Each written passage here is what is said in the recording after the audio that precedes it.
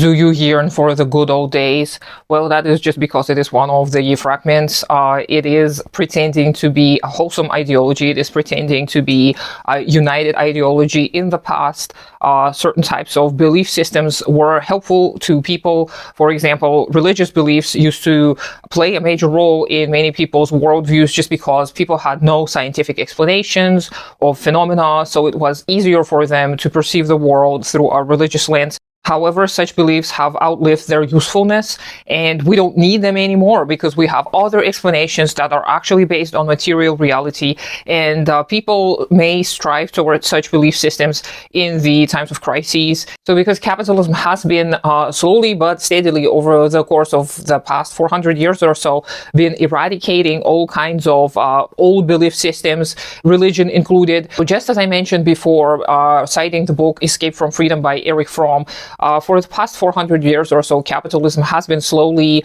but surely eradicating all kinds of belief systems that used to serve people under feudal mode of production.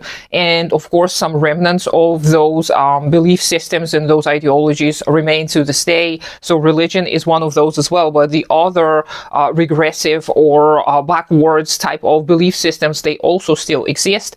And the reason why people want to replicate them to go to the good old days is not only nostalgia, because people cannot be nostalgic for feudal times because they never lived in feudal times. They're nostalgic for a fantasy that never actually existed, but also because it is a protection from fear. And just as I mentioned before in many of my videos, fascism thrives off of fear. Fascism feeds off of fear, and fascism uses these types of going back to the good old days ideologies in order to comfort people at first and to ensure that these people are going to support whatever fascism regime there is. But then later it continues to erode that belief system because it doesn't truly believe in anything. Fascist ideologies are not cohesive. They're also very, very broken and fragmented because they're based off of contradicting beliefs. Because it is not based on material reality. It is not based off of analyses of what is actually happening. It is not looking at the world objectively. It is looking out of the world through a very emotion-driven lens.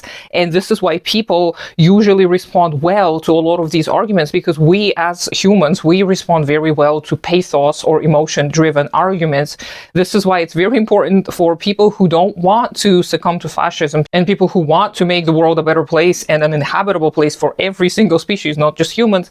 We have to oppose such beliefs not only rationally, but also emotionally. And just as I mentioned before in my previous videos, our minds and our emotions are all a part of the same system. They are a part of the whole, of that unity of opposites that we are. So we have to learn to appeal to all of them. We have to learn to appeal to pathos, logos, and ethos, just as Aristotle told us before with his little triangle, talking about how ethos should be on the top, meaning that our character, our base, has to guide our logos and our pathos, because logos or facts and information, they can be manipulated to suit our goals. And our goals are going to be dictated by our ethos. So our ethos is going to be, well, any kind of principles that we develop over the course of our lives, and these principles should be guided by the truth, basically. So very simply put, our ethos is the truth, or whatever aspect of the truth has been uncovered, revealed to us. So we have to be guided by this truth in order to present data and facts, and in order to appeal to pathos or emotions. And nothing in this world is going to be purely rational. Nothing in this world is going to be purely emotional, and nothing in this world is going to be purely ethical or moral based. All of these have to work together in tandem. So in order to oppose backwardness, we have to offer alternatives. We have to be forward looking. We have to be looking at a vision of the future. So our visions of the future can be very helpful exercises in revolutionary optimism, because it can help us remind ourselves of what it is we're fighting for, because we're not fighting for some vague principles. We're fighting for people. We're fighting for ourselves and our children and our futures. We're fighting for the right to remain human and to fulfill our utmost human potential. This is what we're fighting for. We're not fighting for some kind of boring, dusty principles that we took out of some boring, dusty books. We're fighting for real life, our own life and the lives of fellow men, because we understand that without other people, we won't be able to survive, and that we need to ensure that the vast majority of people are able to survive all kinds of events that are unfortunately going to unfold because of the harm that we've already done to the environment, and because of the harm that is continued to be done to everyone by imperialist forces. So we have to oppose the fragment of backwardness by suggesting a holistic view of the world, which is only possible to do using the methods of dialectical materialism, because it looks at the core contradictions, it looks at the material reality, it looks at how things have developed. We can see clearly the history of dialectical materialism. In ancient Greece, something that a lot of reactionary like to appeal to, they already had some beginning, some emerging dialectical materialist analysis, and I talked about this before when I talked about mythological times.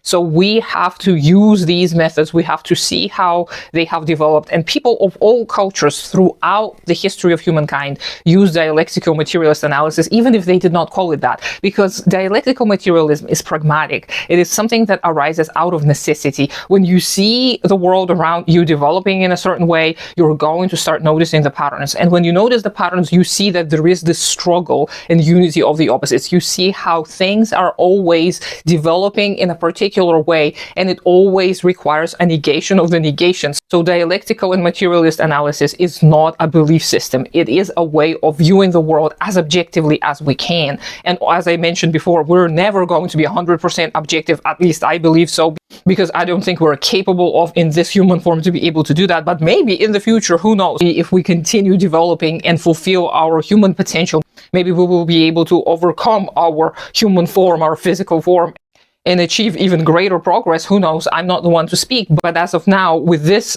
set of nervous systems, we are not going to be able to view the world objectively. That, however, does not mean we won't be able to achieve greater understanding, greater levels of objectivity, and this is what we should be striving for. But again, we have to utilize ethos, pathos, and logos when we talk to people. When we see people sliding into fear, sliding into these backwards ideas.